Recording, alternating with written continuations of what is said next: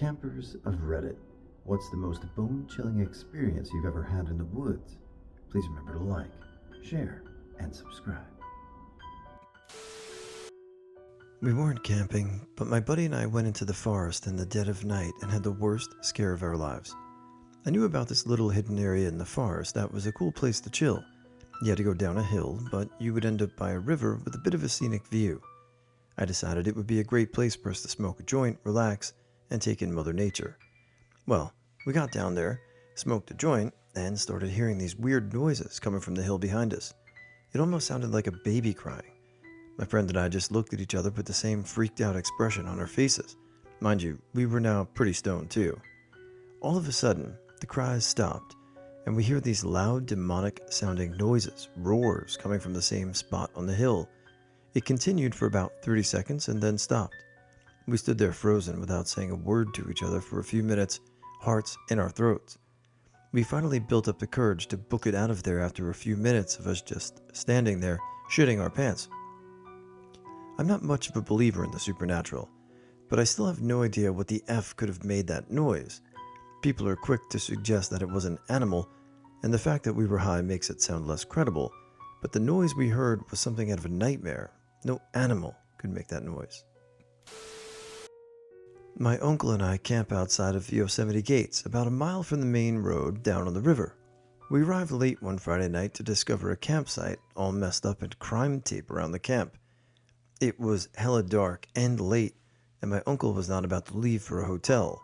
The closest was about 45 minutes back to a small town of Groveland.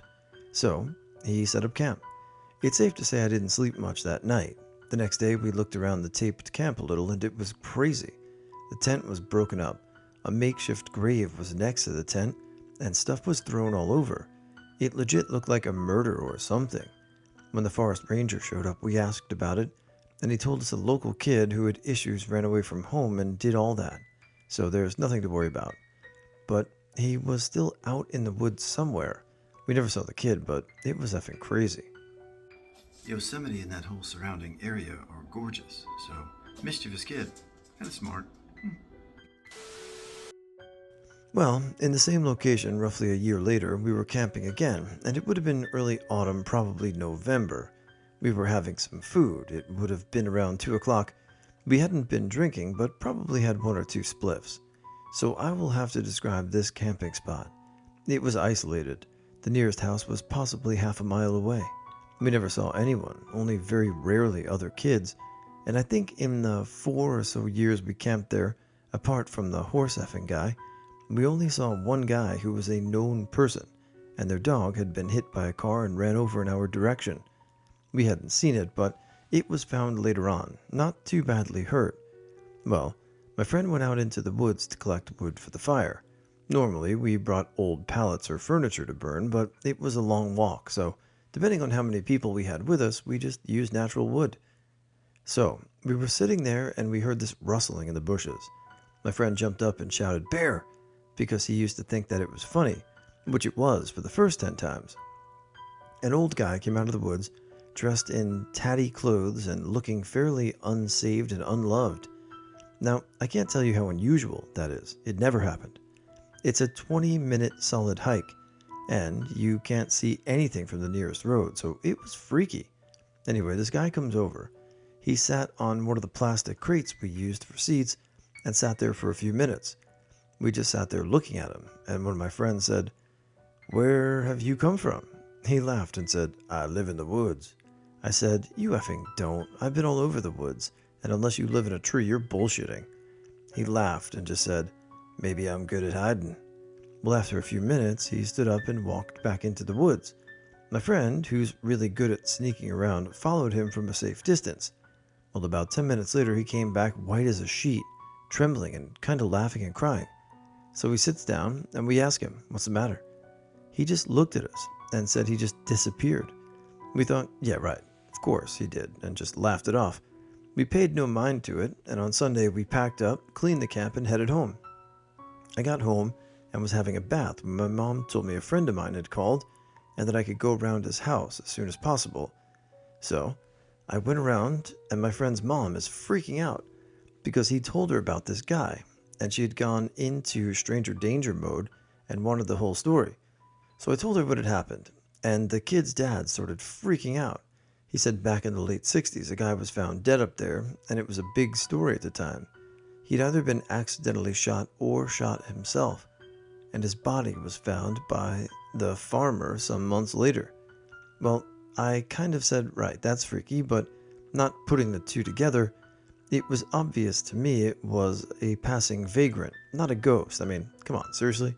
A ghost doesn't sit down and talk to people. So we went back after bonfire night one Friday. I was going out with my auntie the day after and decided not to have any beer or mushrooms. And we started talking about this guy and how he had walked over the woods many times and not seen this guy or his camp. There was no litter, no cans, no newspaper, no bedding, nothing. It just wasn't possible. A few months later, around January, the guy who owned the woods was talking to me. I used to look after his horses some evenings, just brushing them and mucking them out.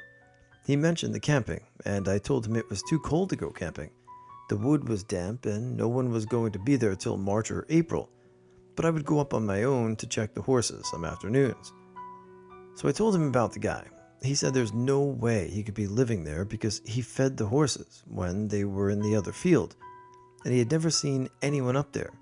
So I don't to this day believe it was a ghost, but I don't believe it was a homeless person. It never happened again. No weird stuff, no weird noises or weird sightings, until we stopped camping about 2 years later. Oh, I went back in my 20s before my mom sold up and moved and had a good walk around just for old time's sake. And I was just coming back off the road when some kid pulled up on his bike and asked me where I'd been. I told him, and he told me kids don't go there anymore because it's haunted. I told him, bullshit. It's really a nice place to just go and chill out. But he said no one goes to the spooky hollow because of the ghost. In the woods, I don't know to be honest, but my dad saw a huge boar a few weeks ago.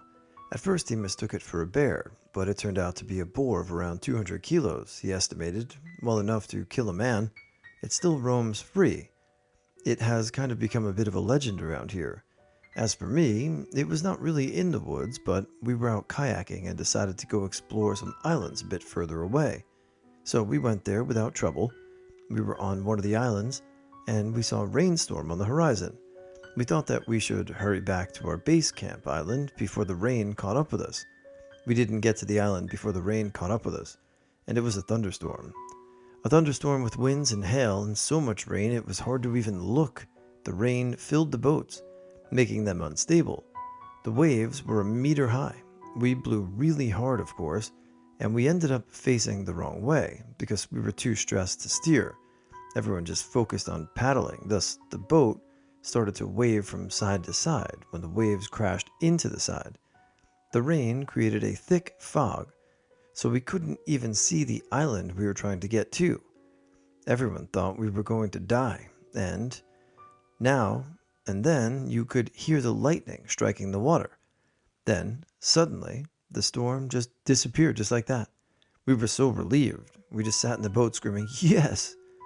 Cumulonimbus clouds, lightning clouds, are really small in diameter, but are instead really tall, so thunderstorms don't last very long.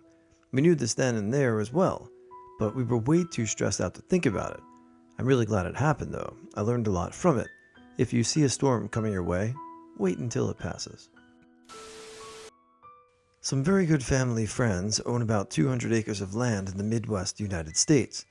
This land is about 50-50 grassland and forest, with a decent-sized pond. Around the pond, we have cut down a small section of grass where we have our own campground, with a fire pit, tables, and where we keep our campers year-round.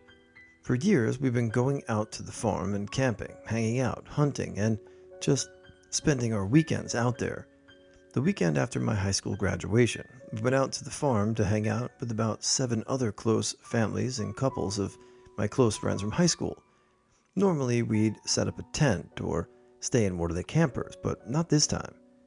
Being very familiar with the property, I had a few spots where I had always wanted to set up a tent to sleep. My friends and I went back into a corner of the property, which was all forest, and decided to set up camp at a flat spot in a little clearing, probably about a 10 by 10 clearing next to a dried up creek. We hung out there that evening just chatting, talking about video games or whatever until dark, and then went into the tent to lay down. We kept the conversation going while lying down until we heard some leaves rustling outside the tent. We dropped our conversation to a whisper and were freaking out, but quietly.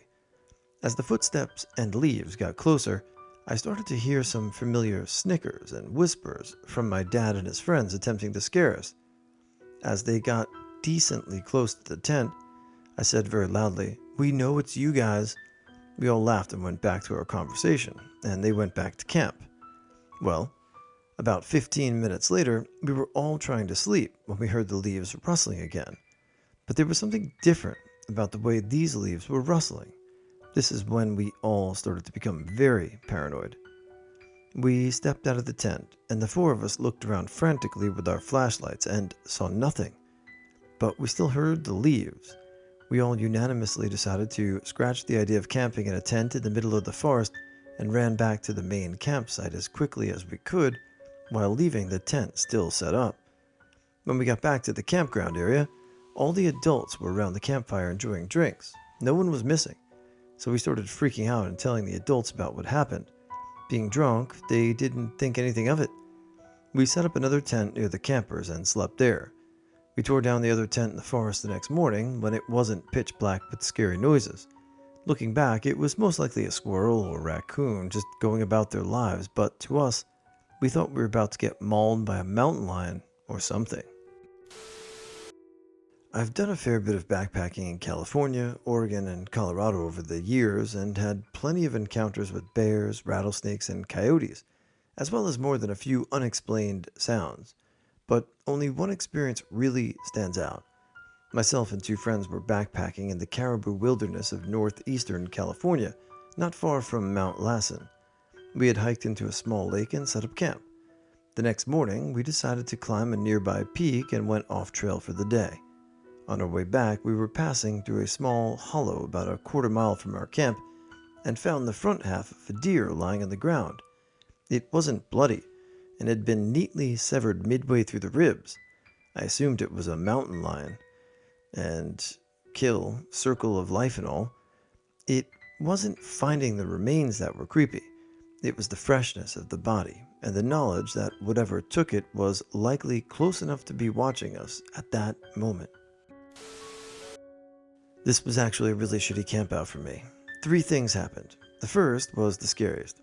I was hiking in Scouts on a nice wooded trail in line with the other backpackers when I heard a noise off to the right of twigs snapping and leaves crunching.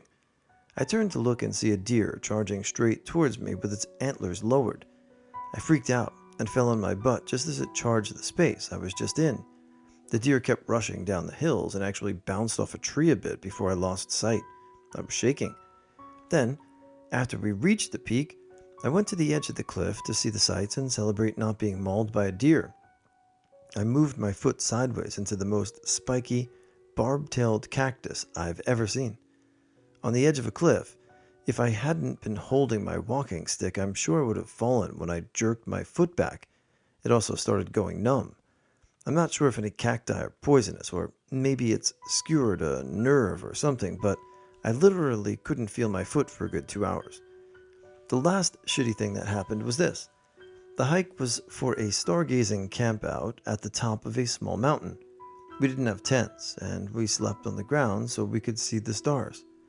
Here's where the F-up happens. I was just a kid and had a few pieces of candy in my pocket. Since I was on the ground without a tent, I was in total ant territory. I felt something tickling my arm and tried to ignore it, but it was persistent.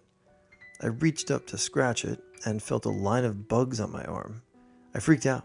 It was pitch black, 2 a.m., no flashlight, ants in my pockets, sleeping bag, socks, underwear, everywhere. I basically stripped everything I could off while keeping my dignity, shook my sleeping bag out, and threw those candies as far as I could. The adult who came to help was tired and was just like, "All right, kid, don't put candy in your pockets and go back to sleep." I had bites everywhere, barely got back to sleep by the time the sun rose, and was miserable the next day, but I survived.